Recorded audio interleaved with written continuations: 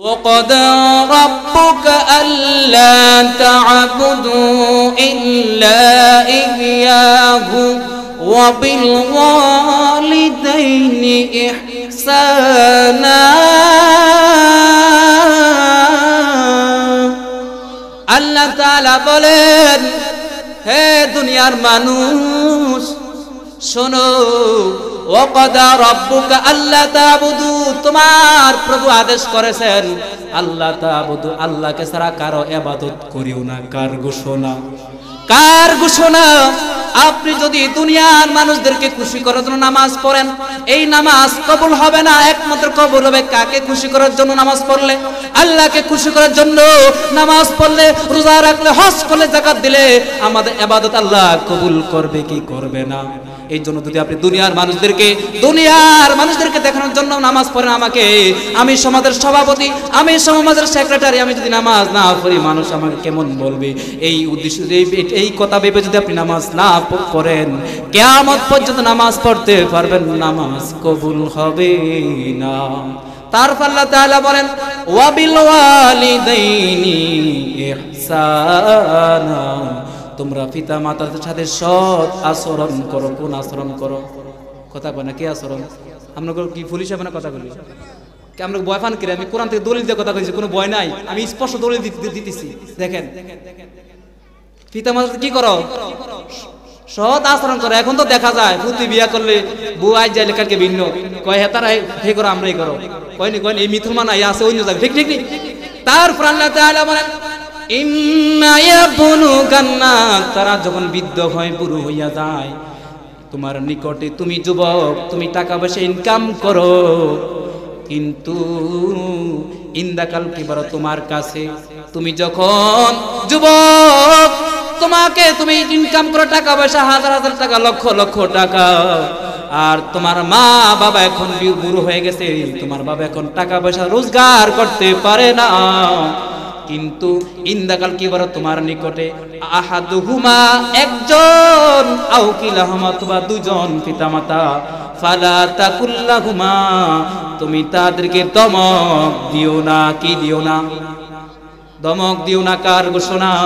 আল্লাহর ঘোষণা। শুধু তাই না, আমি হাদিস শরীফ থেকে চলে যাব, বুখারী শরীফের হাদিস। আল্লাহর নবীর কাছে একজন সাহাবী এসে জিজ্ঞাসা করলো, ইয়া রাসূলুল্লাহ, ইয়া হাবিবাল্লাহ, আন আবি হুরায়রা রাদিয়াল্লাহু তাআলা قال قال رسول الله صلى الله عليه وسلم من احق بحسن صحابتي, ওগো নবী, আমার কাছে কে বেশি উত্তম আচরণ পাওনাদার, কে বেশি আমার কাছে সম্মান সূচক বাক্য ব্যবহার পাওনাদার, কে বেশি আমার কাছে সম্মান বেশি পাওয়ার যোগ্য? বুঝিনি আমার কথা? মানে এক সাহাবা জিজ্ঞাসা, ইয়া রাসূলুল্লাহ, আমার কাছে কে বেশি উত্তম আচরণ পাওনাদার, কে বেশি আমার সম্মান পাওনাদার? আমার নবী বলেন, মান আহাক্কু বিহুসনি সাহাবাতি, কে বেশি উত্তম আচরণ? আমার নবী বলেন, ক্বালা উম্মুকা, তোমার আম্মা। তারপর আবার সাহাবী জিজ্ঞাসা করে, ইয়া রাসূলুল্লাহ, তারপর কে? ক্বালা সুমান, ক্বালা, আমার নবী বলেন, ক্বালা উম্মুকা, তোমার আম্মা। তিন নাম্বার আবার প্রশ্ন করলেন, ইয়া রাসূলুল্লাহ, সুম্মা ক্বালা, তারপর কে? আমার নবী বলেন, ক্বালা উম্মুকা, তোমার আম্মা। তাহলে আম্মার কথা বলছে কয়বার? এবার আবার প্রশ্ন করছে, চতুর্থ প্রশ্ন, ক্বালা সুম্মা মান, ক্বালা, তারপর কে? আমার নবীজি বলেন, ক্বালা আবুকা, তোমার আব্বা। কে? কে? তোমার আব্বা। 4 নাম্বার প্রশ্ন করছে, বাবার কথা বলছি একবার, আর মায়ের কথা বলছি 3 বার। এখানে একটা প্রশ্ন আছে, হুজুর, মায়ের কথা কেন 3 বার বলছে আর বাবার কথা বলার একবার, কারণটা কি? আমরা কারণটা বুঝিনি। কেন মায়ের কথা কেন 3 বার আর বাবার কথা কেন একবার? আমি বলবো কারণটা, বলবো। আমার নবীজি বলেন, মায়ের কথা 3 বার বলেছেন আর বাবার কথা বলছেন একবার। মা একজন সন্তানের পিছে বাবার থেকে বেশি কষ্ট করে। শুধু তাই না, মার কষ্ট যদি সন্তান হিসাব করা যাবে, মায়ের কষ্ট শেষ হবে না। এই জন্য কিছু কিছু আলেমগণ বলেছেন, মায়ের 3টা কষ্ট বেশি। কয়টা কষ্ট? কয়টা কষ্ট? একটা মায়ের কষ্ট, প্রথম কষ্ট হলো একজন মা যখন সন্তানকে গর্ভের মধ্যে রাখে, পেটের মধ্যে রাখে, এই সন্তানটাকে মা 1 মাস 2 মাস রাখে না রে বাবারা, 10 মাস 10 দিন এই সন্তানটাকে গর্ভের মধ্যে রাখে, ঠিক নেই? এই মা কত কষ্ট সহ্য করে ডাক্তারের কাছে যখন মা ট্রিটমেন্টের জন্য, চিকিৎসার জন্য যায়, বাবাজিরা আমার খুবই দুঃখ লাগে। ডাক্তার বলে আপনি এই খাবার খাবেন না, অমুক খাবার খাবেন না, আপনি ঠান্ডা পানি ব্যবহার করবেন না, অনেক ট্রিটমেন্ট দেয়। মা ওই যদি ডাক্তারের ট্রিটমেন্ট ছাড়া চলে বাচ্চার ক্ষতি হবে, মা কিন্তু ডরে ভয়ে ডাক্তারের কথা মতো চলে, ঠিক কি না? এই জন্য প্রথম কষ্ট হলো মা 1 মাস 2 মাস নয়, একটা সন্তানকে তার গর্ভের মধ্যে 10 মাস রাখে। 2 নাম্বার কষ্ট হলো বাবাজিরা রে, 2 নাম্বার কষ্ট এই মার গর্ভের থেকে যখন, মায়ের পেট থেকে যখন একটা সন্তান ভূমিষ্ঠ হইয়া দুনিয়ার জমিনে আসে, বাবাজিরা রে আমার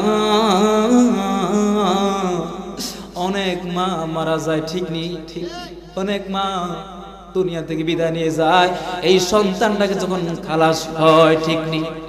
অনেক মা কষ্ট, অনেক মা মারা যায়। আমি কয়েক মাস আগে একটা নিউজ দেখলাম, একজন মা যখন ডেলিভারি হলো, ডাক্তার বুলের মধ্যে বুলে এই মার পেটটা যখন কেসি দিয়া কেটেছে, এই মায়ের পেটের মধ্যে একটা কেসি রাখা ওই ডাক্তার সিলি করে দিচ্ছে। ওই মাটা আর বেশি দিন বাঁচতে পারে না। এই মাটা একমাত্র বেশি দিন বাঁচতে পারে না একমাত্র কারণ ওই সন্তানটার জন্য। আর ওই সন্তান যখন দুনিয়ার জমিনে আসবে, ডাক্তার এই জন্য তাকে সিজার করেছে, ঠিক নেই? এই 2টা কষ্ট মা, যে এই সন্তান যখন দুনিয়ার জমিনে আসে, এই মা সারা কষ্টটা পৃথিবীর জমিনে আর কেউ বুঝবে না, বুঝবিনি, কেউ বুঝবে? তারপর কষ্টটা এই মা সন্তান যখন দুনিয়ার জমিনে আসা, দুনিয়ার জমিনে এসে শুভাগমন করে, এই সন্তানটাকে বুঝার আগ পর্যন্ত মা তার পিছে লালন পালন করেনি। এই 3টা কষ্ট মা বেশি করে। আর বাবা হচ্ছে, মা ওই সন্তানটাকে জন্ম দেয় না, বাবা 7 সাগর 13 নদী পার হইয়া মাতার গাম পায়ে ফেলিয়া, রিক্সা চালাইয়া, ভ্যান চালাইয়া, অটো চালাইয়া কত কষ্ট করিয়া সন্তানটাকে খাওয়ায়। এই জন্য বাবার কষ্ট থেকে মায়ের কষ্ট 3 গুণ বেশি, ঠিক নেই? ঠিক নেই? আমার মায়ের কান্দন যাবত জীবন, বোনের কান্দন 2-3 দিন রে, ঘরের পরিবারের কান্দন কয়েকদিন পরে থাকে না। গর্ভে দারিণী মা আমার জনম দুঃখী মা, গর্ভে দারিণী মা আমার জনম দুঃখী মা। ওরে মায়েরি প্রসবের কালি বুক বেসে যায় নয়ন জলে রে, ও মা সন্তানের কুলে দিয়া, সন্তানের কুলে দিয়া বুলি প্রসব যন্ত্রণা, বুকের দরদি আমার জনম দুঃখী মা, বুকের দরদি আমার জনম দুঃখী মা। 2টি পুচর পান করালেন মায়ের বুকের দুধ, কোলে পিঠে নিয়ে আমায় দিতেন কত সুখ। 2টি পুচর পান করালেন মায়ের বুকের দুধ, কোলে পিঠে নিয়ে আমায় দিতেন কত সুখ। ওরে মায়েরি অসুখ হলে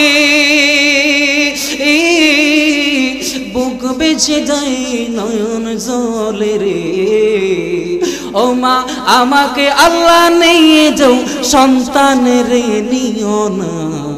গর্ভে দারিণী মা আমার জনম দুঃখী মা, গর্ভে দারিণী মা আমার জনম দুঃখী মা। আমার মায়ের কান্দন যাবত জীবন, বোনের কান্দন 2-3 দিন রে, ঘরের পরিবারের কান্দন কয়েকদিন পরে থাকে না। গর্ভধারিণী মা আমার জনম দুঃখী মা, গর্ভধারিণী মা আমার জনম দুঃখী মা।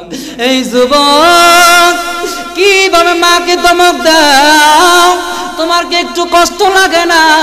তুমি যখন বিবাহ করো, যে বিবাহ করার পরে যদি তুমি তোমার স্ত্রীকে ভালো করে খাওয়াইতে না পারো, তার পোশাক দিতে না পারো, ওই স্ত্রী তোমার ঘরে আর থাকবে না। ঠিক নি ঠিক নি? আর যদি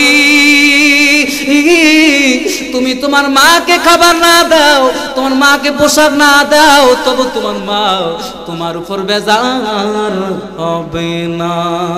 ঠিক নি ঠিক নি ঠিক নি? এমন সন্তান অনেক আছে বলে হুজুর, অনেকে কয় আমার সন্তানটাকে বিদেশ পাঠাইলাম, 3 লক্ষ 4 লক্ষ 5 লক্ষ টাকা খরচ করে ইন্ডিয়া পাঠাই, সিঙ্গাপুর পাঠাইলাম, কুয়েত পাঠাইলাম রে।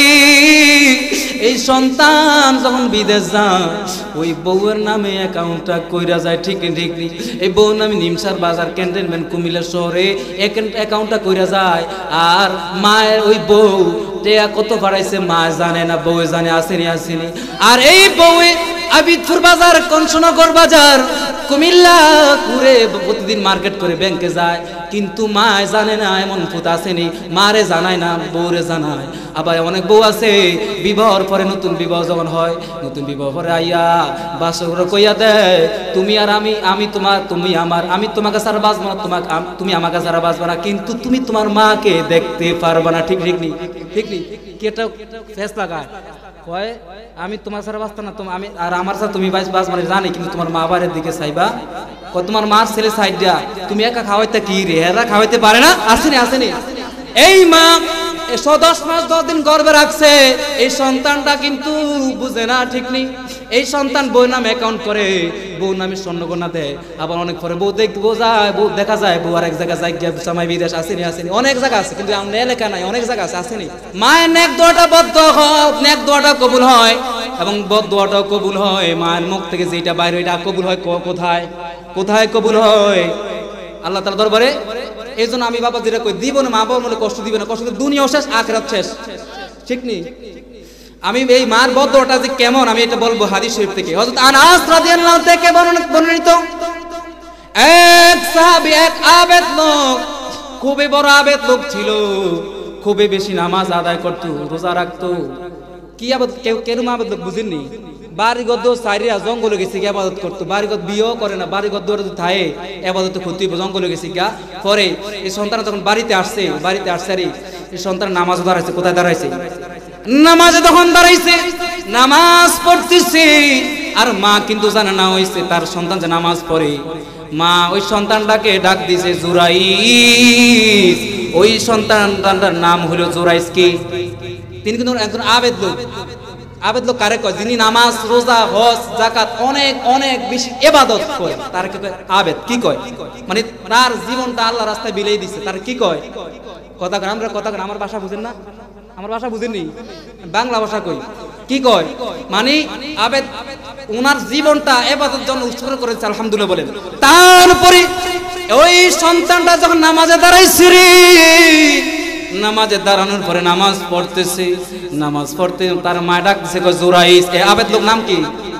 আর আমি হাদিস শরীফ থেকে কই, আমরা বয়ফা না হুজুরি কোনতে কয় কিচ্ছা কাহিনী কয়, হাদিস শরীফ থেকে আনাস রাদিয়াল্লাহু তাআলা থেকে বর্ণিত। তার নাম আবেদ লোকের নাম ছিল জুরাইস। কি? এই জুরাইস সন্তান পড়ছে বিপদ। আচ্ছা নামাজও দাঁড়াইলে কি কথা কইলে কি নামাজ থাকবো না? কথা কন আমরা সবাই কন নামাজ থাকবো নিও। আমরা যদি কন আপনার যদি কেউ ডাক দেয় আব্দুল জব্বার করে, এই না আমি আব্দুল জব্বার আমি নামাজটা পড়ি, পরে ডাক দিও। আছে না গেছে?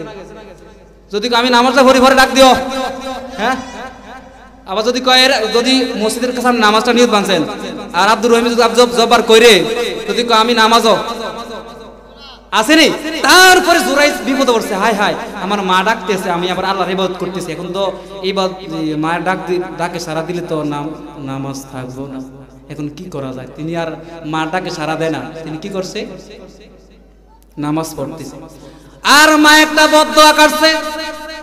বদদোয়াটা কইতাম নি, এই বদদোয়াটা কইছি। মা একটা বদদোয়া করছে, কই এই সন্তানটাকে তুমি বেশ্যা মহিলার মুখ না দেখাইয়া মরণ দিও না। কবুল হয়ে গেছে?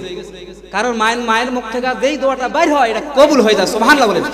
আমি আপনার কাছে আজকে বলি 3 ব্যক্তির দোয়া আল্লাহ কবুল করে। কয়জন? এক নম্বর হলো পিতামাতার মুখ থেকে যেটা বাইর হয় কবুল, আলহামদুলিল্লাহ বলেন। 2 নম্বর হলো মুসাফির। কে মুসাফির? হইছে আপনার বাড়িতে মেহমান আইছে, আপনার জি জামাই মুকুতের জামাই, একদিন দুদিন থাকবো, হেতা করে ভালো খাওয়াইন, সাইন আবার খারাপ খাওয়াইন, হেতা করে কিন্তু আপনার মেহমান, এই মেহমান তো আপনি দোয়া করলে কবুল হয়ে যাবো। 2 নম্বর মুসাফির। 3 নম্বর হচ্ছে মাজলুম। একা পাইছে আপনার লাডি বলে টেয়া পাইছে, আপনার জোর বেশি, একজন কেউ নাই, হেরে জায়গাটা আপনি সিপতে তার 2 গুণ জায়গা 1 করে লিছেন, এর ডরে মাতে না। আপনার এত পুলিশ, আপনার এত টাকা পয়সা, আপনার সন্তান 6টা লাডি, এর কেউ নাই, হে মাজলুম। এই হে দোয়াটা আল্লাহ কবুল করে। মাজলুম, মুসাফির, পিতামাতার দোয়া আল্লাহ কবুল করে। তারপরে এই জুরাইজ মায়ের ডাকে সাড়া দেয় না। এই মায়ের ডাকে যখন সাড়া দেয় না, জুরাইজের মার মনের থেকে একটা বদ্ধ হয়েছে, আল্লাহ জুরাইজ বেশ্যা মহিলার মুখ না দেখায় মরণ দিও না। এই জুরাইজ একদিন তার ইবাদত খানার মধ্যে ইবাদত করে নামাজ পড়তেছে, ইবাদত করতেছে, একটা মহিলা আয়েশা বলে, হে জুরাইজ আমি তোমাকে আমার জীবনটা সঁপে দিলাম, তুমি আমার সাথে জেনা করো, কি করো, আমার সাথে খারাপ কাজ করো। জুরাইজে কয় না না আমি তোমার সাথে জেনা করবো না, কারণ আল্লাহর ওলি, জীবন করবো না। কেন? ভালো হুজুর, সব হুজুর একরম না। কেন সব হুজুর একরম নেই? হ্যাঁ একরম না। মুস্তাফা আলোচনা করলে পুরো আজ মাঠটা পুরো মানে পুরো ফ্যান্ডের মৈত্র মানুষ দরকার, আমরা আলোচনা করলে 2জন মানুষ হয় না, এত আগে অনেক অনেক বড়, ঠিক নেই?